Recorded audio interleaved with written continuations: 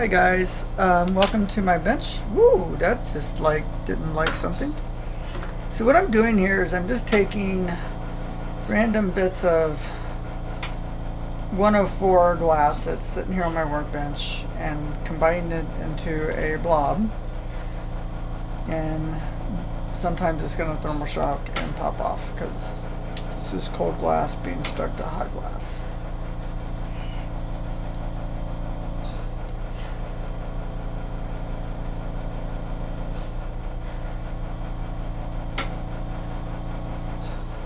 So what I'm doing is I'm just trying to get all this refuse used up. And every bit of glass that's sitting around here right now that's not being turned into beads does not have the potential to be turned into funds. And the truth is, I am out of my base colors for making Viking beads, and I need a restock. I'm just trying to squeeze every bit I can out of what glass I do have. So that means taking all this detritus, broken bits of glass that have fallen to the ground over the course of many work days and producing a bead. If I have a big enough piece, then I can just make a monochromatic, a single color bead. So we're going to take this purple and we're going to just warm it up.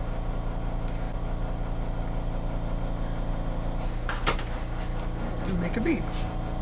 So I am strapped for funds, really. I still am paying on my research trip to England, and I presented there and also squeezed in a vacation, and I haven't really paid that off yet. So if you want to help me with that project, you can go to my GoFundMe. I'll try to put a link in below and support me there. And if you donate $1, you will get your name in the blog for that trip, and you will get your name on the video, the vlog for that trip, and the credits. If you donate up to $10, or if you donate $10, sorry, or more, you're going to get the thank you, but you're also going to get a coupon code that's good for multiple purchases. So really, if you buy stuff online from me, I would grab that coupon code. Donate the $10, get the coupon code, then you can use that for future purchases, for multiple future purchases. It's a 15% code, and over time you will make back your $10. If you donate 20, you'll get a choice of beads. So you can either get a pair of glow-in-the-dark beads or a more fancy Viking bead. If you donate 30, you'll get a choice of a glow vial, a glow ring, or glow veil pens. Of course, you can donate 50 and get the glow item and the bead. A $100 donation will get you in the queue for a custom necklace, and a $200 donation will get you in the queue for custom feast gear, and $500 will get you a weekend here at the shop, just like bread and breakfast with work time. If you just want to support my education aspects of what I do, so the blog, you can donate at the bottom of the blogs, and that money will help cover the expense of just running the website. Of course, you can buy merchandise, so you can go to my website and buy from the main collection, the Pride collection, the seasonal collection, or there's a merch store. So I feel like I have finally dialed in working in this new shop. And so if you want to place orders, I'm now more effectively getting them out. I know there was almost 2 years in which I was on a delay, but we're getting stuff produced again. So I'm open for commissions. All right, we're going to make one more bead out of this scrap glass here. So what we're going to do this time is we're going to make a historically accurate bead. So we're going to build a base off of clear. I got enough clear glass here for 2 beads also. And then what I'm going to do is I'm going to pick up a bunch of fret that's in this tray over here. And so that's just smaller bits of broken up glass. And just add little spots of color to this bead in random pattern. We'll do it again. So sometimes this is referred to as a crumb bead, or a fret bead, or a confetti bead. It falls into a collection of beads I like to call end-of-day beads, which is the beads you make from the scrap that's floating around at the end of the day. And then we'll just make that into a barrel.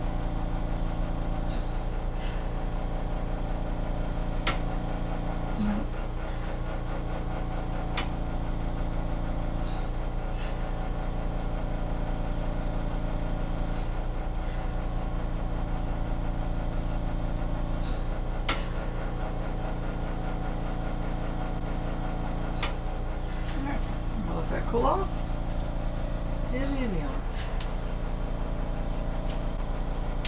So this is the bottom of a vase that a friend gave me that I'm going to recycle, but it needs to be warmed up, and it's a really thick piece of glass, so we're going to stick that inside the annealer and let it warm up some.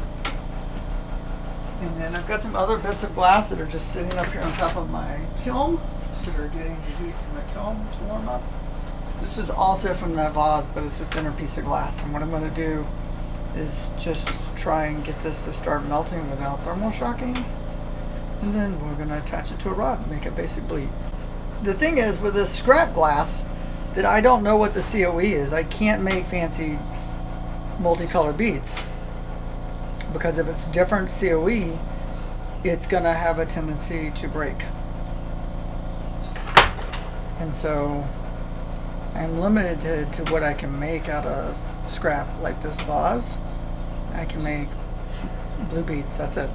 But I make a lot of blue beads. I use a lot of blue beads in my reproductions because they're very common, particularly that cobalt blue that is almost purplish blue.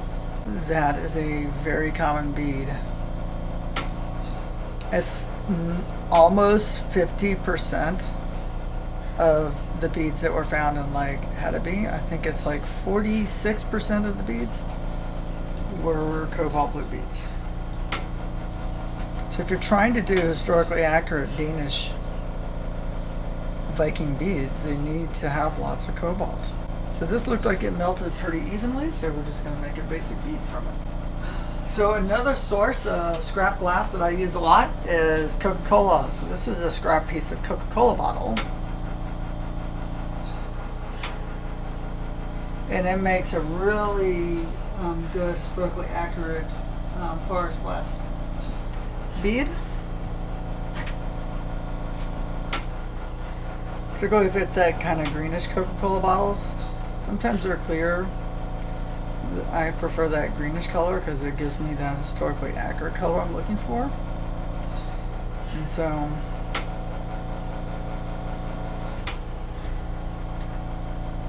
we're going to try and make a few smaller beads for this. So let me get a smaller diameter mandrel. So we're just going to pop out some real quick seed beads. And this is helping me up my stock of small little beads, which I use a lot of. Also get this to a more reasonable sized chunk of glass.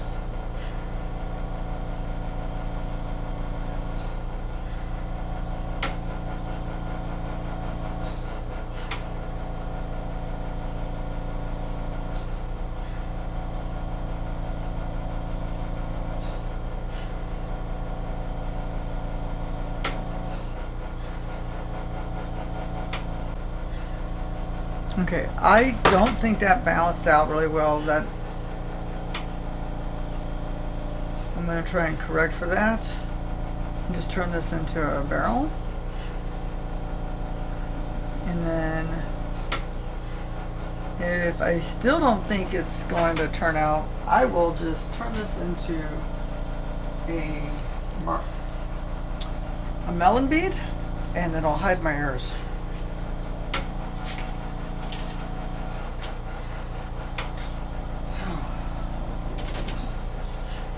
This is probably going to thermal shock because it's a nice thick piece of glass. But let's see what we can get out of this.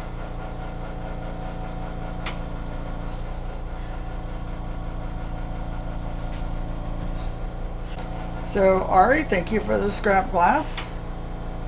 I don't normally like to dismantle existing glass pieces, but this was going to go to the trash.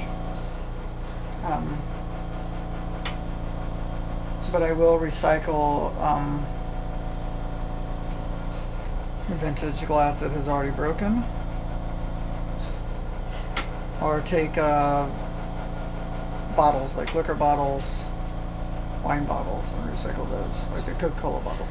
I have not had good experience with doing beer bottles, so I don't normally adopt beer bottles.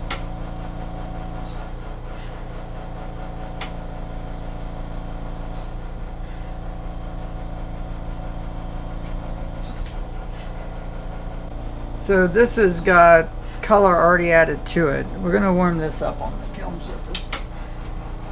And then this is scrap stained glass. And so what I'm going to do is just, like I did with the other pieces, just melt those into beads. I will happily adopt broken stained glass windows. So back to this big chunky piece of glass. So I reheat the scrap glass in one of two ways. Either I will pick it up with these forceps and let it hang out in the kiln, which is also how I kind of preheat some of my rods. The other thing I'll do is I'll just sit it on top of the kiln and let it pick up heat from the top of the kiln. I have a glass warmer, and I actually like using it, but this shop just cannot handle the draw. Well, I didn't give you anything different. I just made the same thing I just made. I use a lot of small blue beads.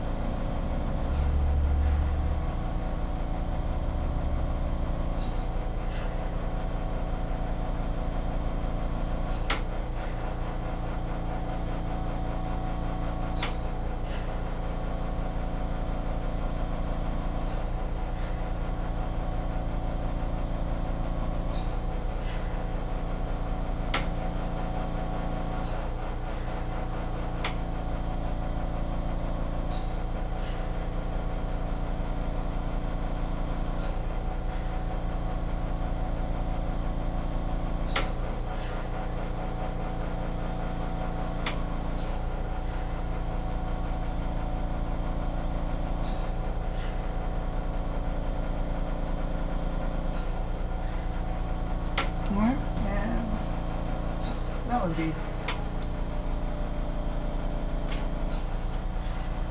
I actually have a project in the work queue, so I'm literally just here doing whatever I want to do.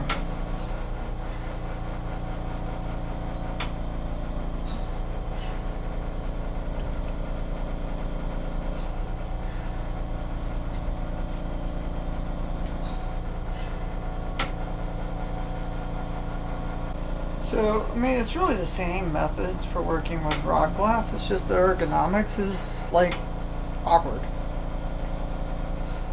Because you got this big chunk of glass that you're trying to keep warm, but it's irregularly shaped, so that makes it hard.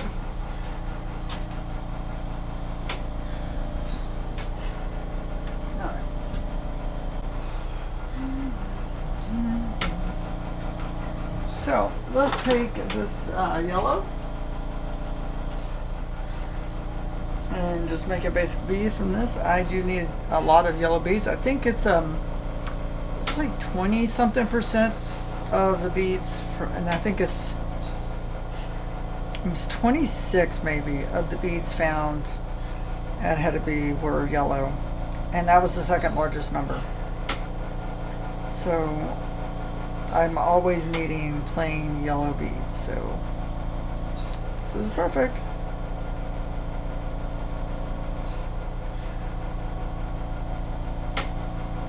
And you don't see a lot of yellow here on the tabletop, because the yellow that I had that was the right size to make a bead with has already been made into beads. So I've mentioned it a couple of times. There's a bead set that I have for sale on Etsy that is 100 beads. It's under $1 a bead, which is a good price. And the percentage of colors in that packet is based upon the color study from Hedeby. So you'll get the like 40 something blue beads, the 20 something yellow beads, and all the other beads in there are based on that color distribution. So it'll be like a white, a few reds, a few blacks, a couple orange, a few greens, a few lighter blues.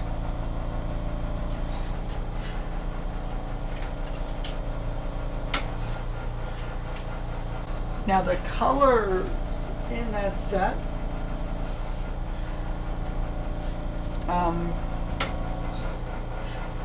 kind of dictate what I really try to make a lot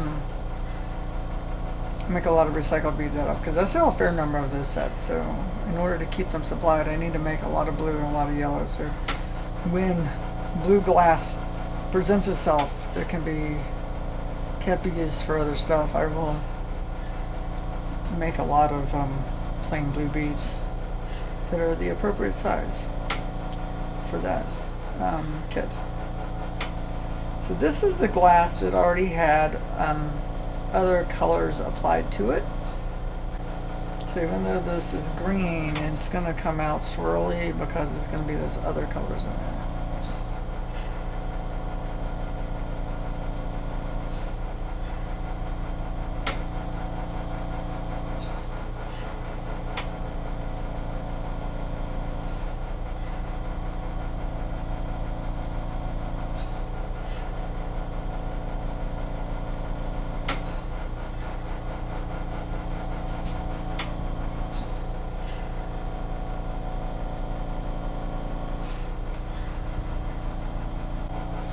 So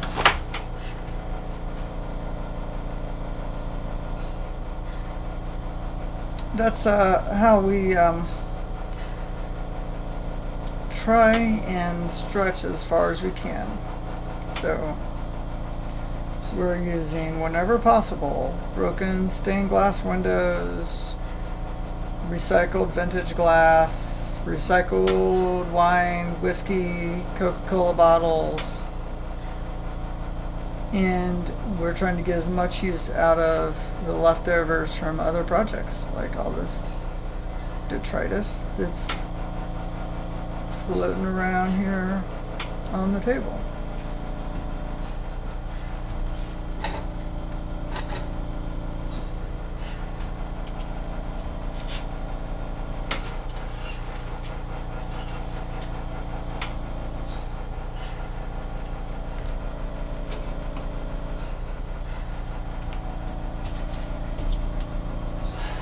So I will make a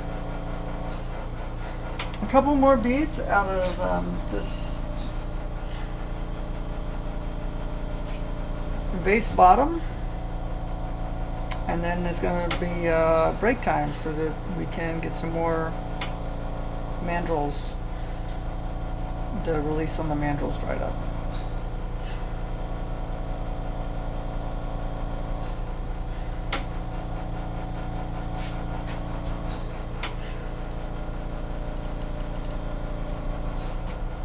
I wasn't happy with that, so I just turned it into a melon bead.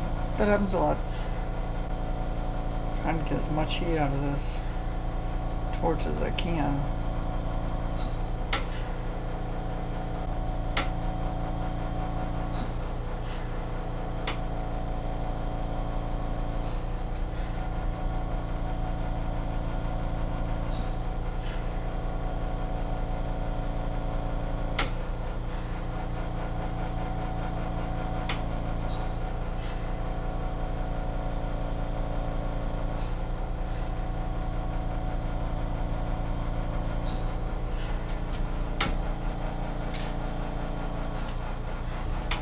Alright, this is the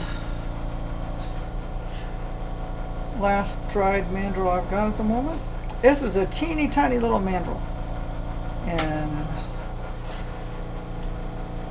I use it for making seed beads, but also can only make like no more than 3, and sometimes not even that many on there, because this mandrel will just melt. It's so small. Normally I use a really small piece of glass to try and make those tiny seed beads. Anyways, that's it for now. I appreciate you watching, and like I said, please consider helping us raise some funds. I need to get about $300 in sales in so that I can purchase some more glass. So